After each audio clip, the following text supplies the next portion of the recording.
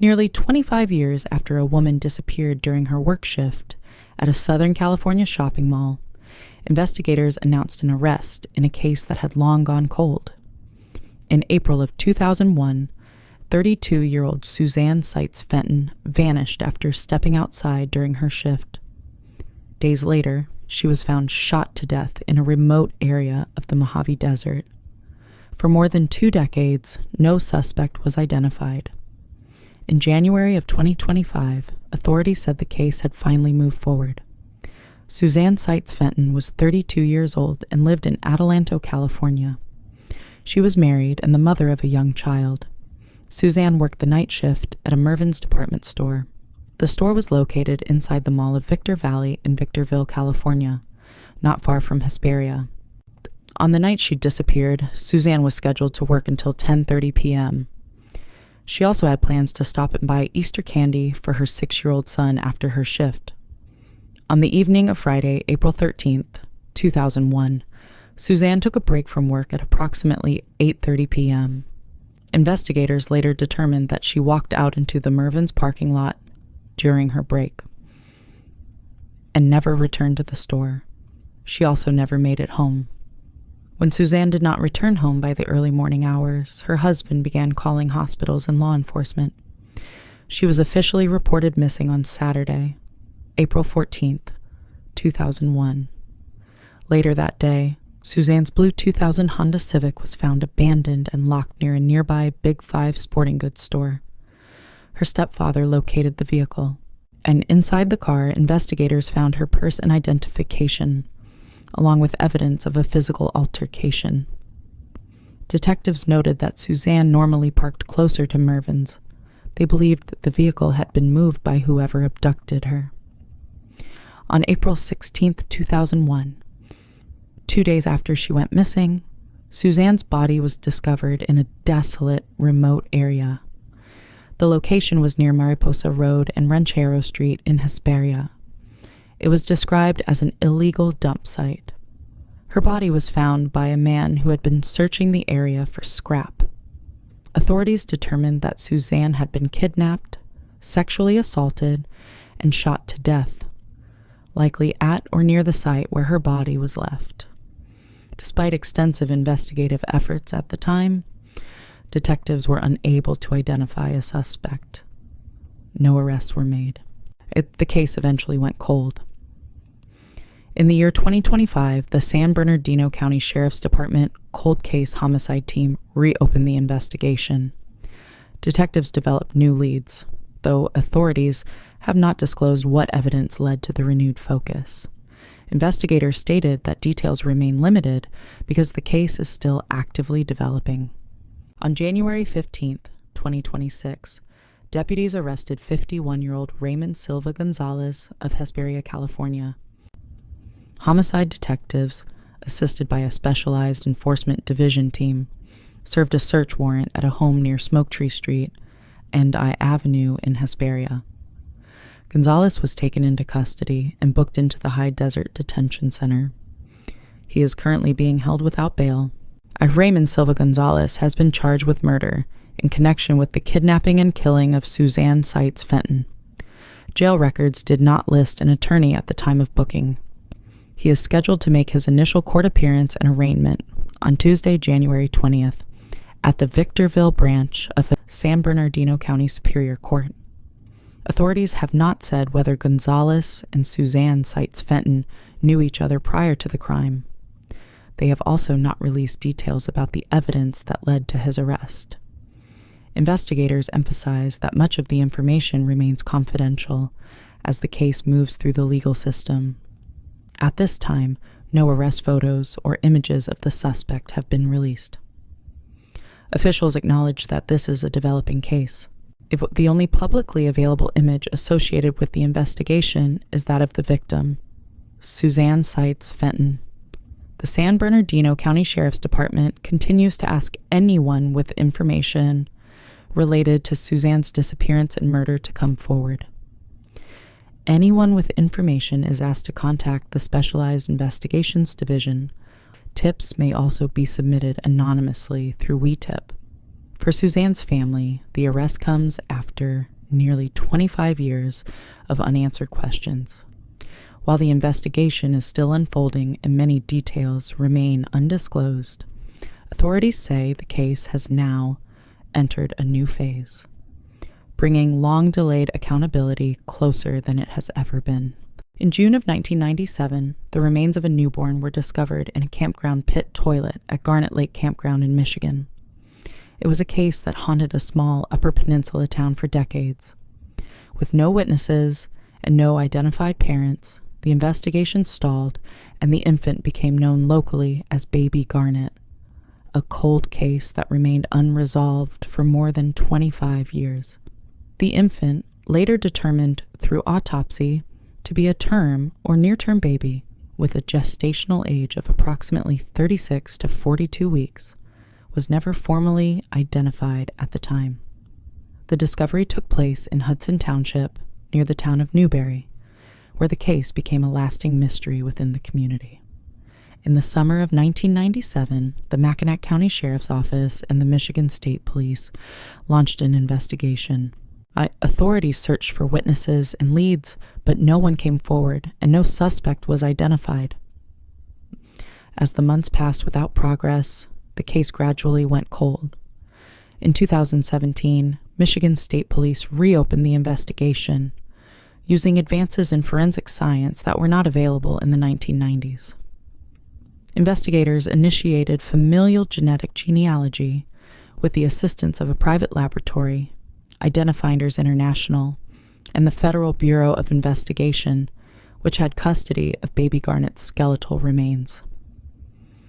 In 2020, a laboratory received a partial femur for testing, and in 2022, a DNA profile was developed.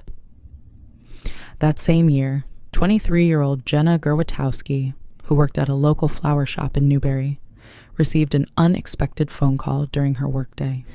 Get ready with me while I tell you about how an Ancestry DNA kit is putting my grandma in prison. A detective from the Michigan State Police asked if she had heard of the Baby Garnet case. Jenna had grown up hearing about it. The detective told her that her DNA was a match and that she was related to the infant. Months earlier, Jenna had taken a family tree DNA test after receiving one as a gift. According to court documents, DNA matches from other relatives connected investigators to her genetic profile. Jenna initially questioned the legitimacy of the call, especially after her mother, Kara Gerwatowski, expressed concern due to a recent scam involving another family member. Later that evening, Misty Gillis, a senior forensic genealogist with Identifinders International, contacted Jenna. Gillis requested access to Jenna's family tree DNA account to upload the data to another database. Believing it might be a scam, Jenna refused and ended the call. 1 week later, Jenna received an urgent call from her mother, asking her to come home immediately. When she arrived, her cousin, who worked as a victim's advocate in the county prosecutor's office, was present. Police had contacted the cousin to explain the situation. The family was informed that the investigation was real and ongoing. Concerned that her earlier refusal might appear suspicious, Jenna reconnected with investigators. An analysis of her DNA revealed that she was the half-niece of Baby Garnet. On June 1st, 2022, detectives interviewed her mother, Kara, who agreed to provide a DNA sample. The results showed Kara was the half-sister of the infant. Kara, who had not spoken to her own mother, Nancy Gerwatowski, since she was 18, told investigators that if the infant were related to their family, it would most likely trace back to Nancy. Jenna had never met her grandmother. Further investigation and DNA testing, obtained through a search warrant, identified Nancy Gerwatowski as the infant's mother. At the time, she was living in Pinedale, Wyoming. According to the Michigan Attorney General's office, Nancy Gerwatowski allegedly delivered the newborn alone at her home in Newberry in 1997. The state alleges the baby died due to asphyxiation and that the death could have been prevented had medical care been sought. Investigators further allege that she concealed the infant's remains in a pit toilet at Garnet Lake Campground, more than 20 miles from her home. Nancy Gerwatowski's defense disputes the state's account. In court filings, her attorneys argue that she unexpectedly gave birth while in a bathtub, that the fetus became trapped in the birth canal, and that she lost consciousness during the delivery. They assert the fetus was stillborn and that she lacked access to a telephone to call for help. While her defense acknowledges she placed the remains in a bag and left them at the campground, they argue she was in shock following a traumatic birth without pain medication. Nancy Gerwatowski was charged with 1 count each of open murder, involuntary manslaughter, and concealing the death of an individual. Open murder carries a potential life sentence. In May, the Honorable Beth Ann Gibson of the 92nd District Court in St. Ignace issued an order binding her over for trial. During a subsequent hearing, the defense argued that the charges should be dismissed because the state cannot prove the infant was born alive. The defense also sought to exclude statements Nancy made to police, and claiming she was denied her right to counsel, and asked that comments related to abortion considerations and prenatal care be excluded. Prosecutors argued those statements were relevant to motive. Judge Brian D. Rahilly said a decision on the motions was expected in the coming weeks. Michigan Attorney General Dana Nessel credited decades of evidence preservation and modern forensic advancements for the breakthrough. She said the case was made possible by years of sound police work and investigators who never stopped pursuing justice, and Nancy Gerwatowski remains released on bond with a GPS tether and is scheduled to appear next before the 11th Circuit Court in Mackinac County on a date to be determined. For Jenna and her mother, the resolution of the mystery brought emotional consequences. Jenna described the experience as traumatizing, especially for her mother, who was forced to confront allegations against her own parent.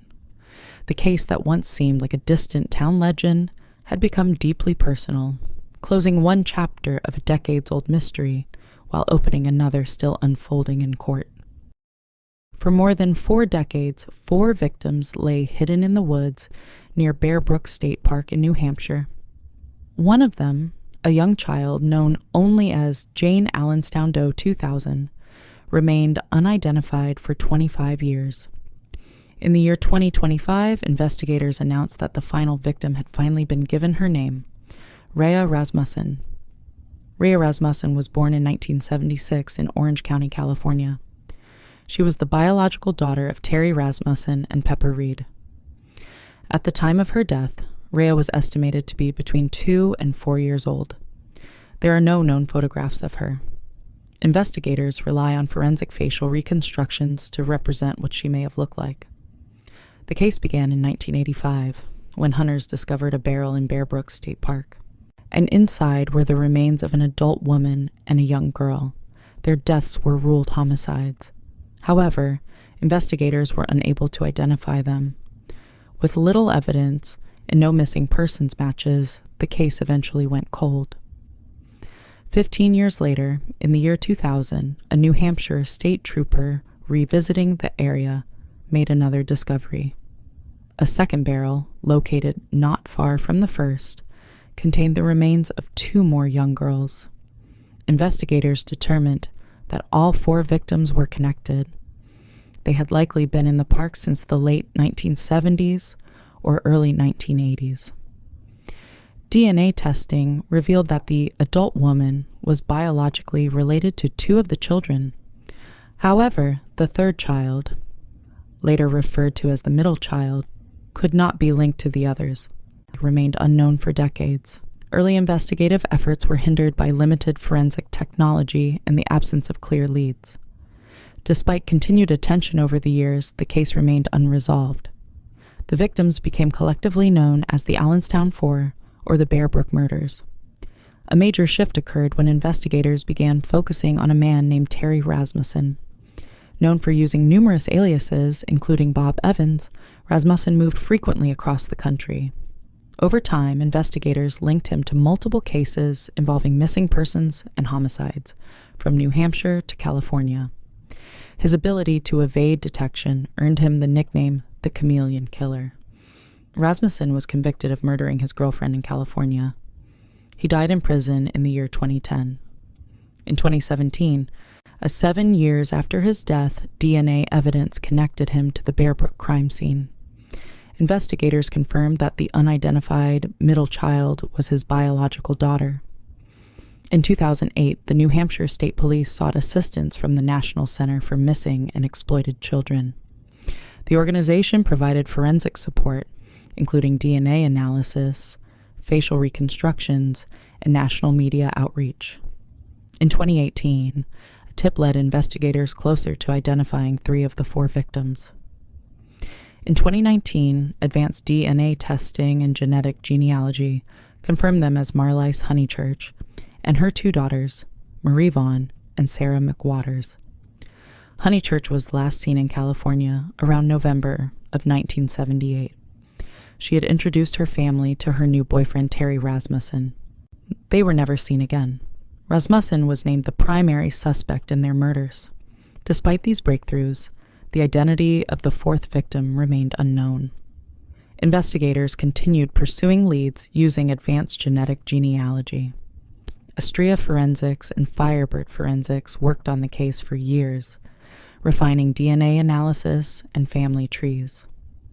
In early 2024, the New Hampshire State Police Cold Case Unit partnered with the DNA Doe Project. Their work identified a potential mother for the unidentified child, Pepper Reed. Pepper Reed was originally from Texas. She was last seen by her family during Christmas of 1975 while pregnant. Family members reported that the child's father was Terry Rasmussen. After that visit, Pepper Reed moved to California and was never seen again. Researchers later discovered a birth record from Orange County, California. The record documented the birth of a baby girl in 1976 named Rhea Rasmussen. The listed parents were Terry Rasmussen and Pepper Reed. This discovery provided the missing link investigators had been seeking. Pepper Reed had one surviving sibling, a brother believed to be Rhea's uncle. In September of 2025, DNA testing conducted by Bode Technology confirmed the identification. The testing was funded through the Child Justice Project. Jane Allenstown Doe 2000 was officially identified as Rhea Rasmussen. New Hampshire officials announced that the identification concluded a more than 40-year effort to name all 4 Bear Brook victims. Attorney General John M. Informella described the breakthrough as the result of extraordinary perseverance by law enforcement and forensic experts. Detective Sergeant Christopher N. Elphick stated that investigators never forgot Rhea and never stopped looking. He noted that while naming her brings a measure of justice, it also underscores the unanswered questions that remain. Although all 4 victims have now been identified, the investigation is not over. Authorities continue searching for answers about the disappearance of Pepper Reed, who has not been seen since the late 1970s. Investigators are also seeking information about Terry Rasmussen's movements between 1974 and 1985.